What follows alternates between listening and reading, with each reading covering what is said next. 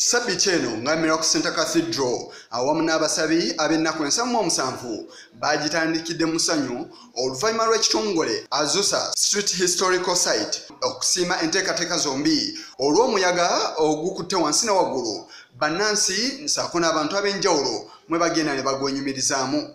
Olunaku olwaleero tusazeewo okukuba torch mu Azusa Street Revival entambula gye yatambulamu okuva ne gye yatandikira. Omuyaga guno ogwa Azusa Street Revival gwatandika mu kibuga Los Angeles mu mwaka ogwa 1996 mu mwezi ogwa April ng'ennaku z'omwezi 9.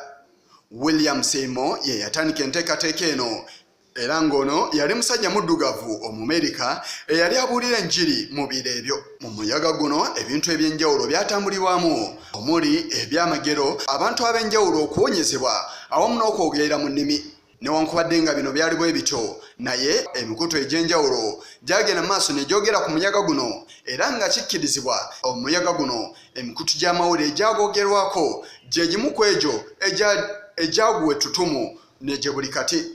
William Seymour yali wa myaka 34 era nga yalina eriiso limu ng'ono bazadde be bombi baali baddu. Yaliko omusumba mu church ya Holiness Church mu kibuga Kansas ekitundu ekya Topeka. Seymour bwe yali akyabulira enjiri mu kibuga California wajja omukyala yategeebwa nga Terry olwo n'amusaba amukyalireko mu church ye gye yali asabiramu olw'ebintu eby'enjawulo ebyamukwatako omuli ensaba awamu n'omuyiika. Era mu February wa mwaka 1996 ng'ennaku z'omwezi 22 yagenda mu kibuga Los Angeles ng'eno mu nnaku 2 zokka ezaasooka yali asumba mu church ya Julia Hutchins ku 9th Street mu Santa Fe Avenue.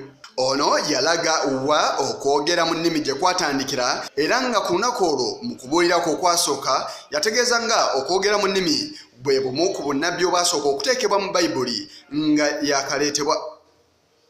Ku Sande ng'ennaku z'omwezi 4 omwezi ogwokusatu yaddamu okuwira mu church y'emu wabula yaddamu okwagala okuwira ku church y'emu wabula yagenda okutuukawo nga abakadde b'ekkanisa ekkanisa eno bagitaddeko dda ekufulu olw'ensonga nti baali tebakyamwagala kubuulira mu church y'emu. Okusinziira ku bo bagamba nti ono yali tannaba kufuna kubikkulira okw'enjawulo era nga n'obubaka bwe yali abuulira baali babukubamu ebituli. Newankubadde nga abakadde b'ekkanisa bakola kino, naye abantu bonna mu church eno baali basiimye obuweeza bwa Seymour era nga baagala nnyo okumugoberera. Oluvannyuma lwa Seymour okulemesebwa okuweereza abantu ab'enjawulo olunaku olwo bano baayabuka ne bava mu kitundu kino wabula ne bagenda ku street oba ku luguudo lwa Azusa 312 gye baasanga ekizimbe era nga kino kye baakozesa okufuka church yaabwe. Ekizimbe kino kyali kya myaliriro egiwerako wabula ng'omwaliro ogusooka mwe baateeka ensinkano yaabwe ng'ennaku z'omwezi 14 omwezi gwa April omwaka 1996 era nga mu mwaliro ogusooka mwe mwali ne service eyasooka ku lunaku olwo wabula nga bingi ebyajja bibeerawo nga ku lunaku olwo lwennyini tebaayina katuuti wabula ebiro bwe byagenda bikyuka baasobola okujja mu kizimbe kino anti baagenda maaso n'okukiddaabiriza awamu n'okussaako akatuuti n'ebintu ebirala. Abantu abaali ebisatu bagenda bambuka mpola mpola era we twatuukira mu May wa 1996 nga baweze 1500. Muno mwalimu abaddugavu, abeero, abaana, abakyala, abasajja, Abamerika ssaako n'abava mu mawanga ag'enjawulo. Okusaba mu Azusa Street tekwali kwa abantu bokka abaalaba Omwoyo Mutukuvu wabula n'ababatize baagendamu n'abantu abalala ab'ensikiriza ez'enjawulo baasobola okukiika okubeera nga basaba. Empapula ez'enjawulo ez'amawulire zaayogerwako nga bwe zaatumbula ennyo ebikwata ku kifo kino.